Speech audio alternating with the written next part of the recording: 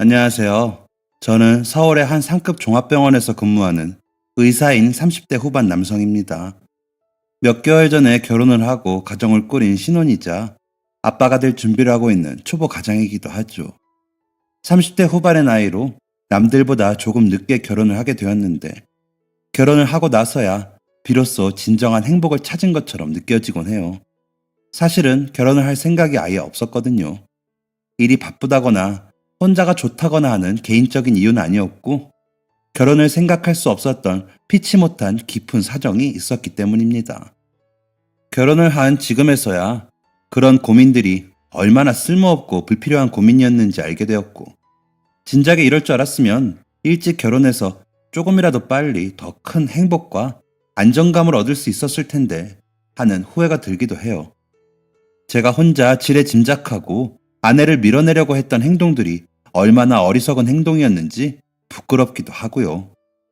남들이 보기엔 지방 병원이지만 그래도 상급 종합병원처럼 규모가 큰 병원에서 의사로 근무하고 있는데 결혼하기에 걸림돌이 되는 사정이 뭐가 있는지 이해되지 않을 수도 있습니다. 하지만 저에겐 누구에게도 쉽게 말하지 못한 가슴 아픈 사연이 있었고 그에 비해 아내가 될 사람은 무척이나 유복하고 사랑받고 자란 케이스였어요. 그렇기에 자라온 가정 환경이 너무나도 달랐던 저와 어울리지 않는 사람이라고 생각했고 무엇보다 그런 사람이 제 상황을 이해할 수 있을지에 대한 두려움을 많이 느꼈던 것 같습니다. 저는 결혼을 해서 새로운 가정을 꾸리는 것보다는 정말 힘든 환경에서 헌신적으로 저를 뒷바라지 해주시고 마침내 의사가 될 수 있게 희생하신 저희 부모님을 먼저 책임지는 삶을 살고 싶었거든요. 저희 부모님은 두 분 다 소리를 들을 수 없고 말을 할 수 없는 농인이십니다. 두 분 다 어린 시절 사고나 큰 병을 앓고 난 뒤 후천적으로 청각을 잃었기 때문에 다행히 저는 청각에 문제가 없이 태어날 수 있었지만 부모님이 다 농인이시니 어려서부터 여러 가지 크고 작은 어려움을 겪었어요. 물론 부모님도 저를 임신하신 걸 알자마자 이것저것 많이 공부하셔서 어떤 어려움이 생길지 어떻게 대처를 해야 할지 공부를 많이 하셨다고 해요. 하지만 이론으로 배워서 해결할 수 없는 살아가면서 생기는 예상치 못한 위험이나 어려움이 항상 도처에 깔려 있었죠. 소리가 들리지 않는 장애를 가지고 세상을 살아가는 것만으로도 무척 힘든 일인데 보통 사람들도 무척 힘들어하는 육아를 책임져야 하는 부모가 되니 얼마나 막막하고 힘드셨을까요? 저로서는 상상도 되지 않는 일입니다. 부모님이 저를 키우면서 가장 막막했던 건 혹시 제가 위험한 상황에 닥치게 되었을 때 어떻게 위험을 알아차리고 적절한 대처를 할 수 있을 것인가 하는 문제와 그리고 두 분 다 수어로 대화를 하시는데 말하는 법을 저에게 어떻게 가르쳐 줄 수 있을까 하는 문제였대요. 보통 아이들은 부모님이 말하는 걸 듣고 뜻을 조금씩 이해하면서 언어를 습득하게 되고 말하는 법도 배우는데 저희 부모님은 두 분 다 농인이셔서 수어로 대화하시기 때문에 저에게 말을 걸어서 언어를 가르쳐 줄 수 없었던 거죠. 워낙 어린 시절부터 농인이셨기에 도움을 청할 수 있는 주변 친구들도 대부분 농인이셨고요. 게다가 부모님이 두 분 다 무척 가난한 집에서 태어나 장애를 가진 뒤에는 거의 각자 집에서 방치되다시피 하셨기에 친척들의 도움도 기대할 수 없었습니다. 장애를 이유로 학교도 제대로 보내주지 않아서 아주 어릴 때부터 공장을 전전하시며 다른 일반 노동자분들보다 더 적은 금액을 받으며 살아오셨거든요. 그렇기에 부모님은 저에게만은 당신들이 겪었던 서러움과 차별을 물려주고 싶어 하지 않으셨어요. 가난한 집안에 갑작스럽게 제가 찾아왔지만 같은 청각 장애를 가지고 있지 않다는 것만으로도 축복이라 여기시며 할 수 있는 모든 일을 다 해서라도 저만은 다른 인생을 살게 하고 싶다는 게 부모님의 목표이자 꿈이었습니다. 그렇기에 부모님은 어떻게 해서든 저를 키우면서 생기는 크고 작은 문제들을 씩씩하게 헤쳐나갔어요. 먼저 혹여나 제가 위험한 순간인데 알아채지 못하실까봐 어느 정도 스스로 자랄 나이가 될 때까지 한시도 제 곁을 떠나시지 않으셨어요.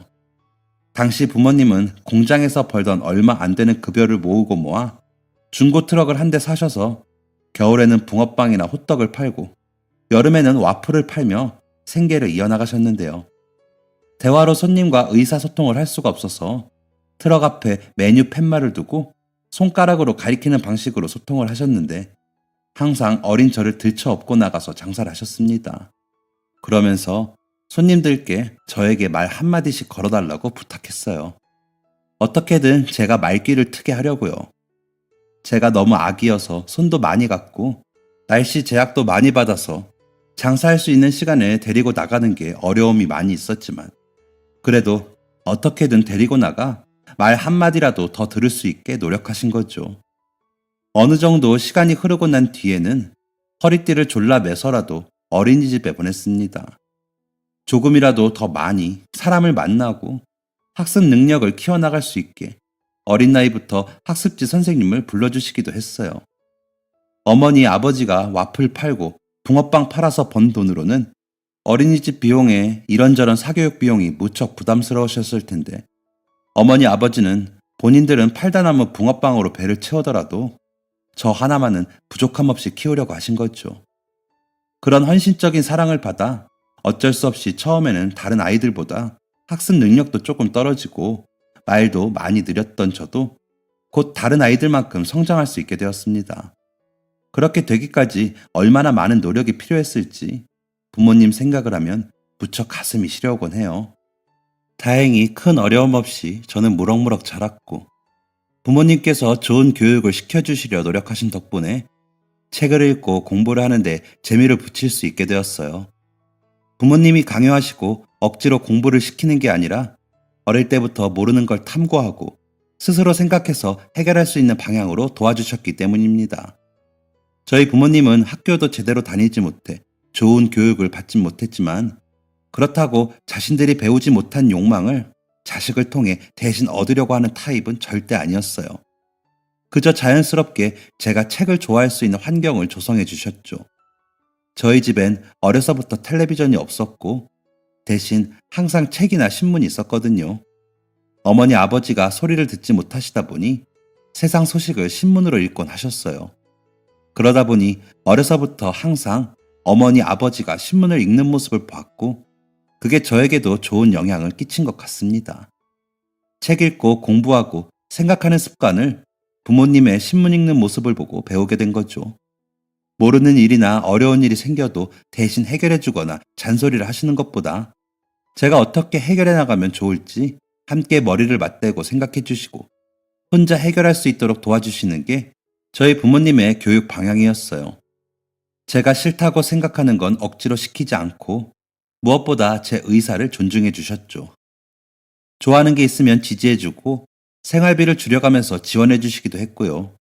가난한 집안이었지만 그렇게 전적으로 제 편인 부모님 밑에서 정말 많은 사랑을 받으며 남 부러울 것 없이 자란 것 같습니다. 돈이 다가 아니라 성실함과 인성이 가장 중요한 것이라는 가치관도 부모님에게서 물려받은 유산이에요.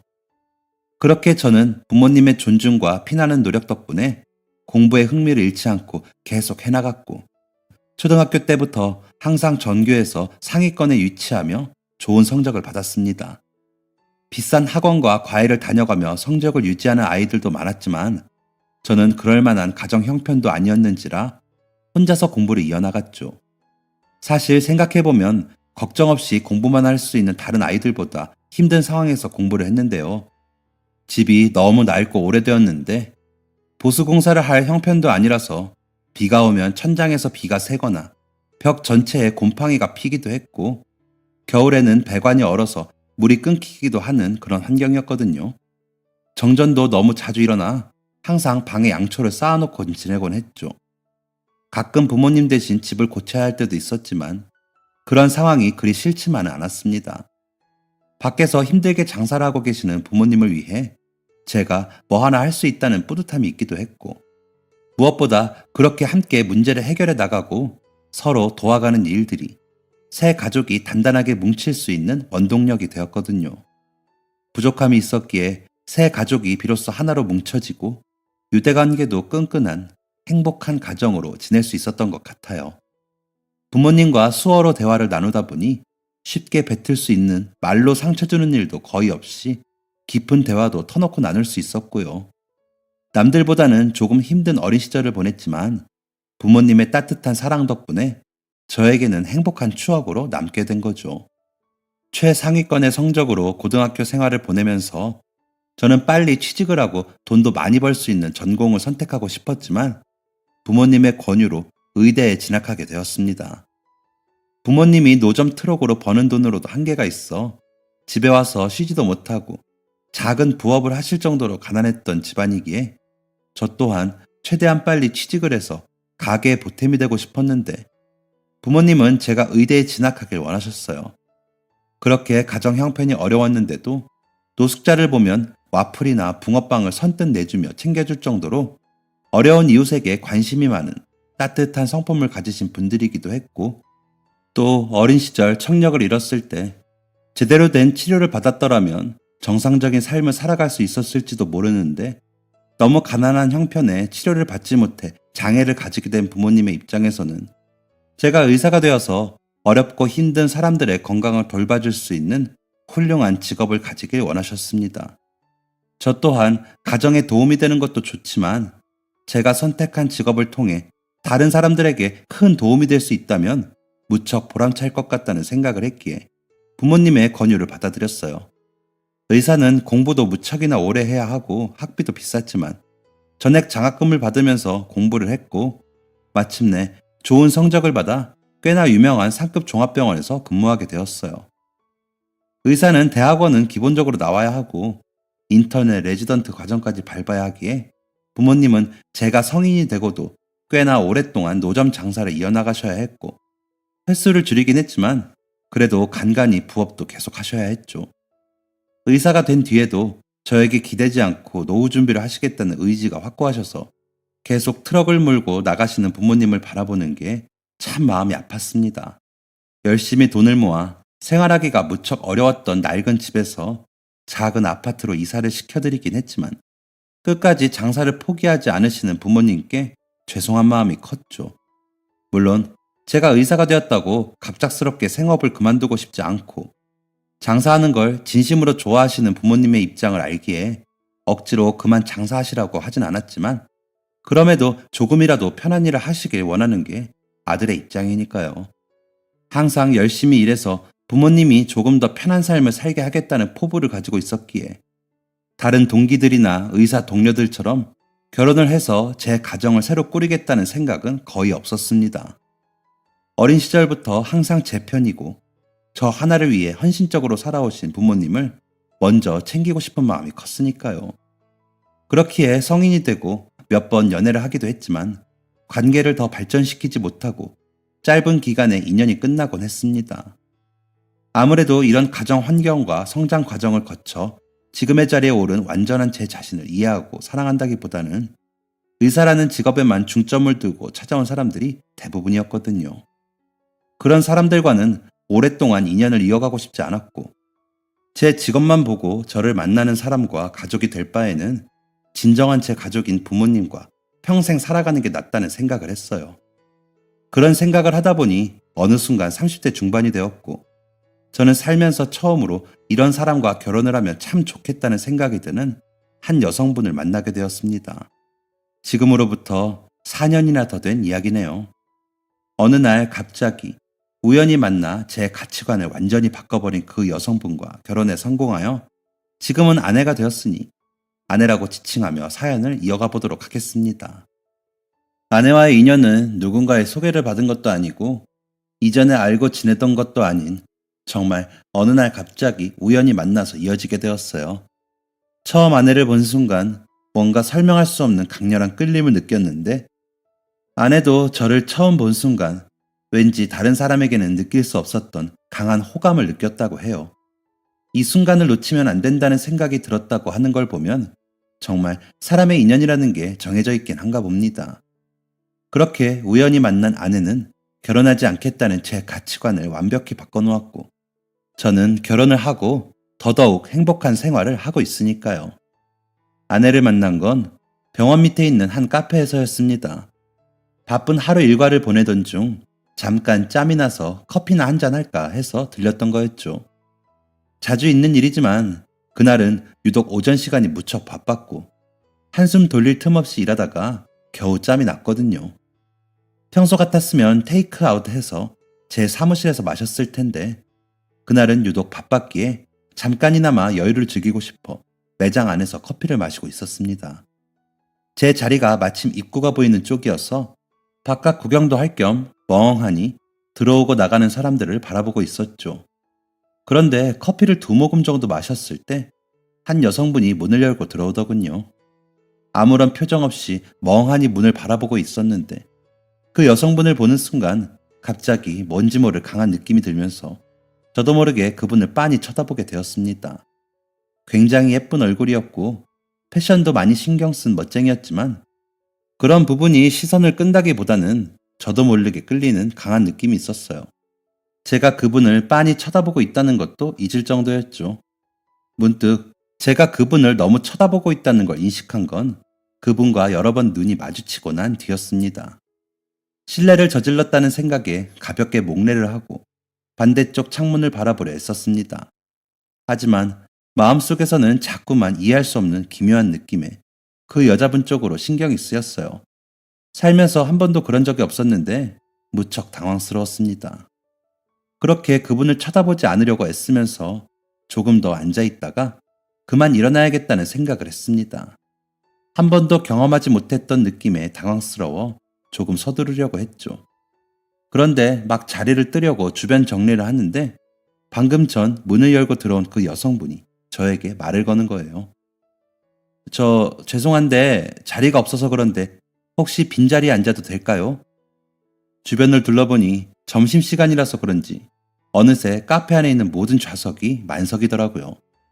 저도 모르게 빤히 쳐다보는 실례를 저지른 그분께 죄송하기도 하고 무안하고 부끄럽기도 해서 얼른 자리에서 일어나서 비켜드리려고 했습니다. 저도 이제 갈 거라서 여기 편하게 앉으세요. 제가 일어서려고 하니 그 여성분이 갑자기 저를 붙잡더라고요. 혹시 시간 괜찮으면 잠깐 이야기 좀 하자고 하길래 처음에는 제가 쳐다본 게 기분이 나빠서 따지려고 하시나? 그러면 정중하게 사과를 해야겠다 했습니다.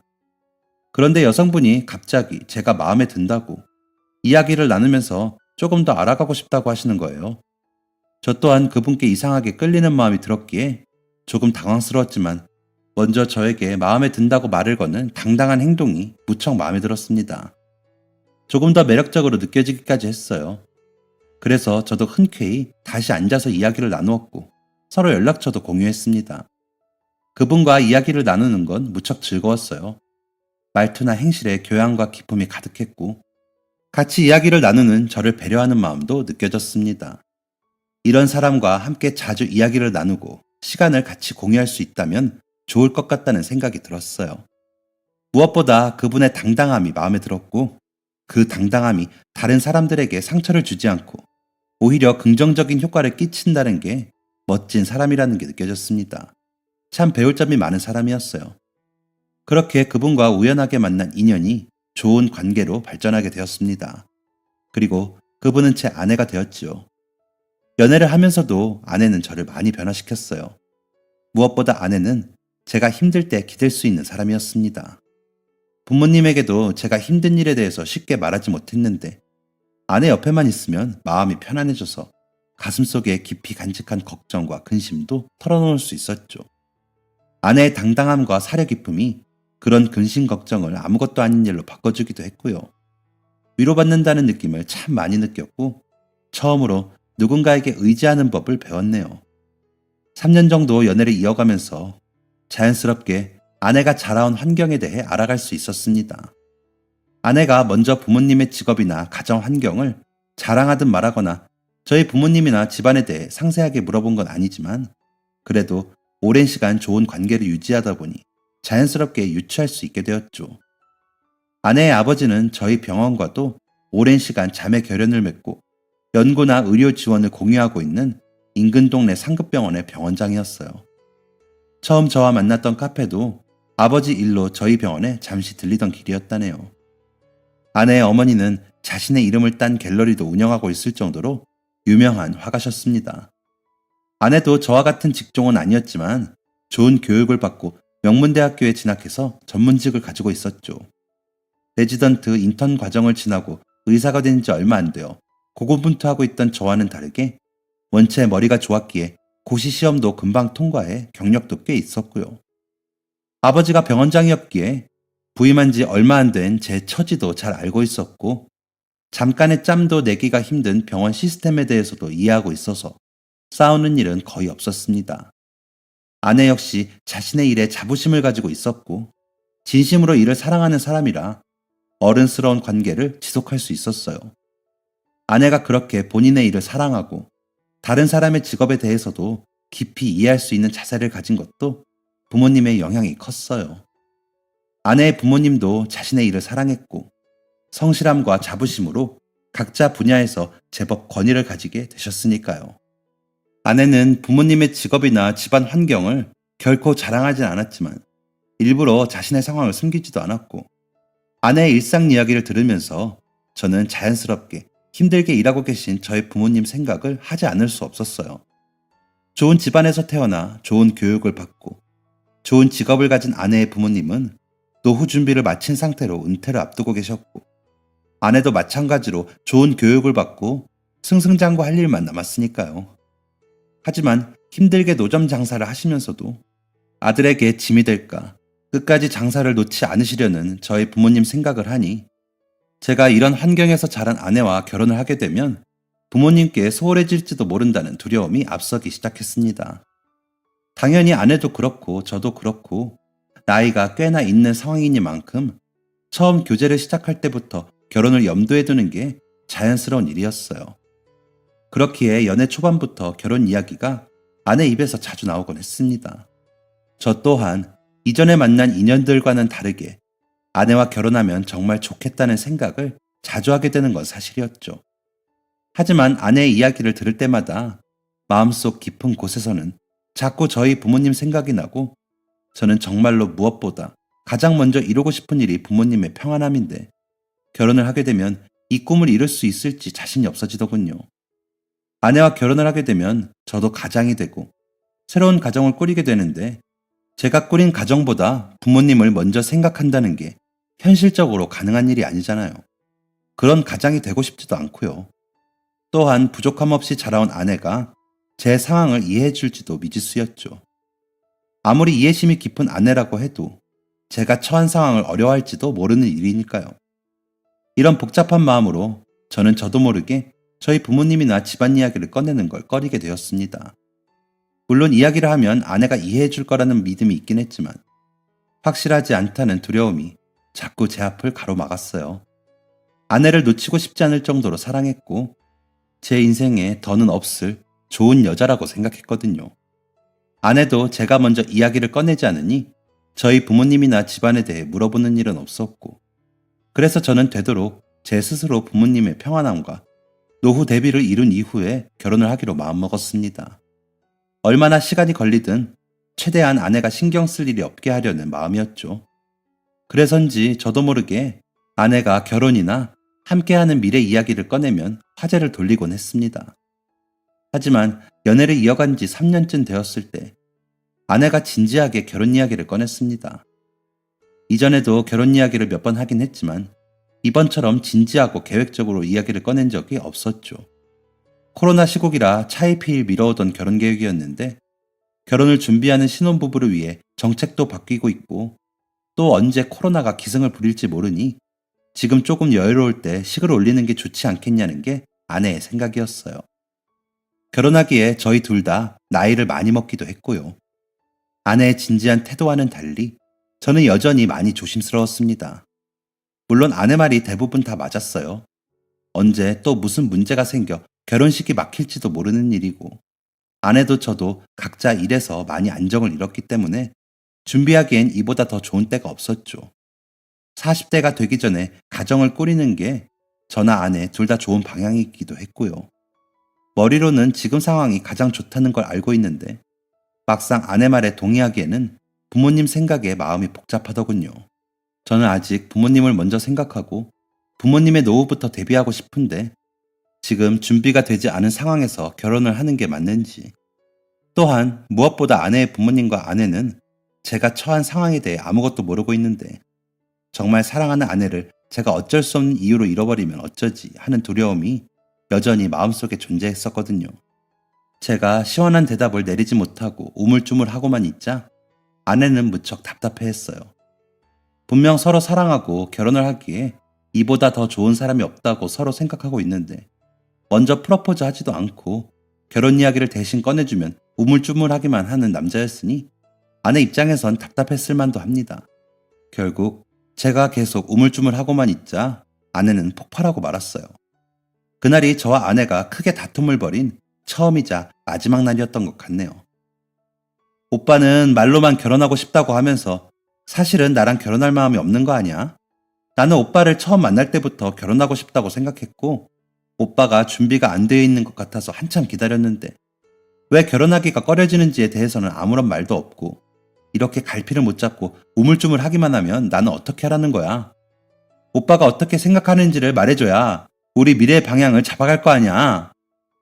처음으로 화를 내는 아내가 낯설기도 하고 무척 미안한 마음이 들기도 했습니다.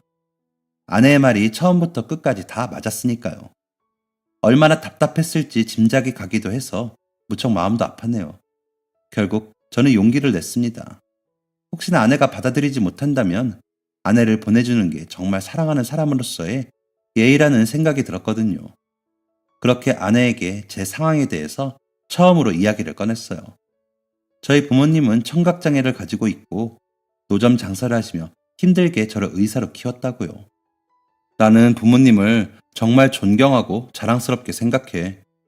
하지만 그분들이 나를 얼마나 힘들게 키우셨는지를 생각하면 결혼보다는 부모님을 먼저 생각해야 하지 않을까 하는 마음이 항상 들었어. 생각해봐. 빨리 돈을 벌고 싶었던 나에게 그래도 다른 사람들을 돕고 어려운 사람들에게 힘이 되는 직업을 가지라고 의사가 되라고 권유하신 부모님이야. 나는 의사가 되었지만 내가 공부하는 오랜 동안 부모님은 내 뒷바라지를 해주신다고 또 오랜 기간을 힘들게 사셨어.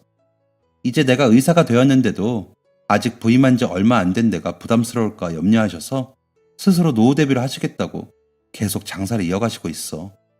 물론 부모님이 장사하시는 걸 무척 좋아하시고 재밌어 하시긴 하지만 내 입장에서는 그래도 노점 트럭보다는 조금 더 편한 환경에서 일하시는 게 좋지 않을까 하는 안타까움이 항상 있거든. 그런데 이제 겨우 내가 안정을 잡고 부모님을 편안하게 해드릴 준비가 다 되어가는데 지금 결혼을 해버리면 우리 부모님은 어떻게 해? 지연이 네가 이해해줄지는 모르겠지만 나는 아직 우리 부모님 생각을 먼저 하고 싶어서 결혼을 조금만 늦춰서 진행하는 건 어떨까? 물론 나도 너와 정말 결혼하고 싶고 네가 정말 내 인생에서 없어서 안 될 사람이라고 생각해.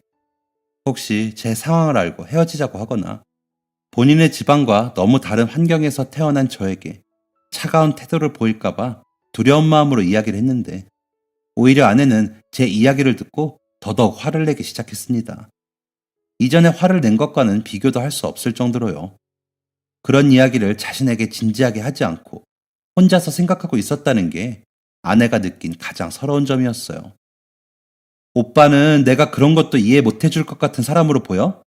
그렇게 힘든 상황에서 오빠를 훌륭하게 키워주셨는데 대단하다고 생각하고 존경하는 게 당연한 거 아니야? 오히려 힘든 상황에서 오빠가 혼자 부모님을 생각하고 있었는데 나랑 한 가족이 되고 나면 나도 가족으로서 오빠 부모님을 챙겨드릴 수 있고 딸처럼 신경 써줄 수도 있는 거잖아. 그런 생각은 왜 안 해? 그리고 우리 부모님이 고작 그런 이유로 오빠를 마음에 안 들어 하실 분으로 보여? 전혀 그런 분들 아닌 거 알잖아. 얼마나 힘들게 귀하게 오빠를 키워주셨는데 그런 사랑받고 자란 귀한 자식과 가족이 되면 우리 부모님도 오빠를 마찬가지로 아껴주고 사랑해주실 분들이라는 걸 모르겠어? 화내는 아내의 이야기를 듣고 나니 제 생각이 얼마나 짧았는지 느껴졌습니다. 그리고 제 이런 상황까지 이해하고 더 나아가서 저도 생각지 못했던 부분까지 짚어내는 아내를 보니 비로소 제가 여태까지 결혼을 차일피일 미루고 있었던 게 정말 바보 같은 행동이었다는 생각이 들었네요. 무척 많은 감동을 받았고 바로 아내에게 사과하고 저 또한 아내의 부모님께 둘도 없는 아들 같은 사위가 되겠다는 약속을 했습니다. 인생에서 그날만큼 강한 확신이 들었던 적이 없는 것 같아요.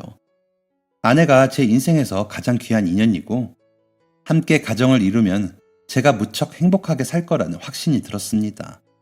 그 뒤로 결혼 준비는 물 흐르듯 순탄하게 이루어졌어요. 바로 아내의 부모님께 인사를 드렸고 저희 부모님께도 아내를 소개하고 싶다고 일정을 잡았습니다. 아내의 부모님은 예상했던 것처럼 무척 기품 있고 교양 있으신 분들이었어요. 이미 아내에게 저희 집안에 대해 들으셨을 텐데도 내색하지 않으셨고 저를 탐탁치 않아 하시지도 않았습니다. 오히려 자신의 딸이 훌륭한 사위를 데려왔다며 무척 저를 마음에 들어 하셨고 힘들게 저를 키워주신 부모님께도 존경심을 내비치셨어요. 장인어른께서는 장모님 몸이 안 좋아 외동딸인 아내만 낳고 다른 자식이 없는 게 아쉬울 때도 있었는데 훌륭한 아들을 얻게 되어서 무척 기쁘다는 말씀까지 해주셨습니다. 오히려 저희 부모님이 아내의 이야기를 듣고 조금 부담스러워 하셨어요. 아내의 집안과 장인어른 장모님의 직업이 너무 좋았고 그런 좋은 환경에서 자란 아내가 저희 집에 시집을 온다는 게 조금 죄송한 마음이 든다고 하시더라고요. 부모님이 그런 말씀을 하시는 게 너무 마음이 아팠지만 아내와 아내의 집안에서는 힘든 상황에서도 제가 의사로 자랄 수 있게 헌신적으로 키워주신 부모님을 무척 훌륭하게 생각하신다는 이야기를 했습니다. 사실 부모님은 그렇게 헌신적으로 키워놓은 제가 장가를 가서 처갓집에서 탐탁치 않은 대우를 받을까봐 걱정하시는 마음이 가장 컸어요. 하지만 장인어른 장모님이 저를 무척 예뻐하시고 벌써 아들처럼 생각하신다는 이야기를 꺼내자 비로소 마음이 편해지신 것 같았습니다. 그렇게 부모님도 아내를 만났고 애살맞고 어른스러운 아내의 모습을 무척 마음에 들어 하셨어요. 아내가 참 예쁘고 성격도 싹싹하고 좋다고요.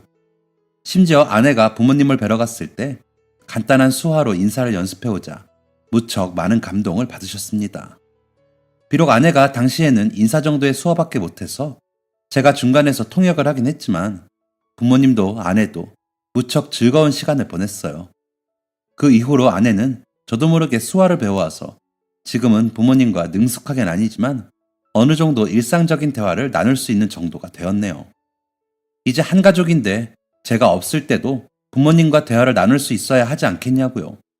정말 고맙게 생각하고 있습니다. 아내와 장인어른, 장모님께 받은 감동은 이뿐만이 아니었어요. 상견례자리와 결혼식장에서도 정말 많은 감동을 받았습니다. 상견례를 진행할 때도 부모님이 수화로 대화를 나누시기 때문에 조심스러운 부분이 많았어요.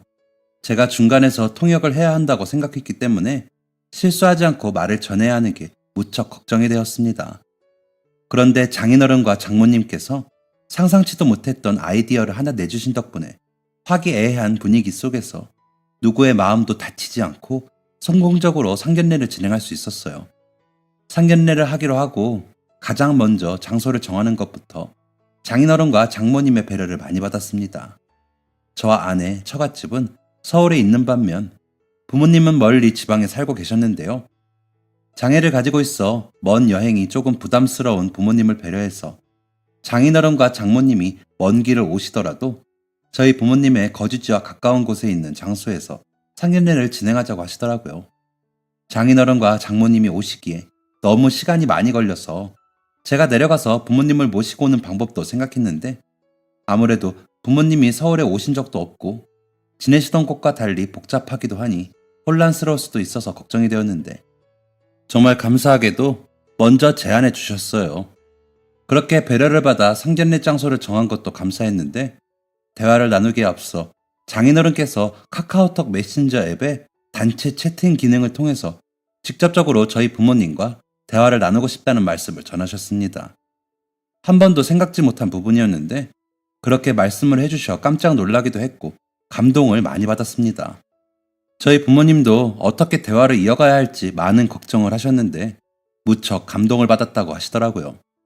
그럼에도 아들 가진 부모의 입장으로 상대 부모님께 신뢰를 저지르는 것만 같아 죄송한 마음을 가지고 계셔서 주저하는 모습을 보이시자 장인어른께서 온화하게 웃으시며 이렇게 채팅을 보내주셨어요. 수화라는 게 영어, 한국어처럼 한 가지 언어일 뿐인데 죄송하게도 저와 아내가 수화에 대해 잘 몰라서 신뢰를 저지를까봐 걱정이 되어서 이런 방법을 생각해냈어요. 사돈 어르신과 사돈 부인이 이 부분에 대해서 죄송해 하시면 저희도 마찬가지로 수화를 배우지 못한 것에 죄송하고 조심스러워야 하는 것이죠. 이렇게 각자 다른 집안이 가족이 되는 기념적인 날인데 직접적으로 대화를 나누는 게 예의인 것 같아 제가 방법을 생각해 봤습니다. 조금 불편하실지는 모르지만 혹시 괜찮으시면 이렇게 진행을 해보는 것도 좋을 것 같아서요.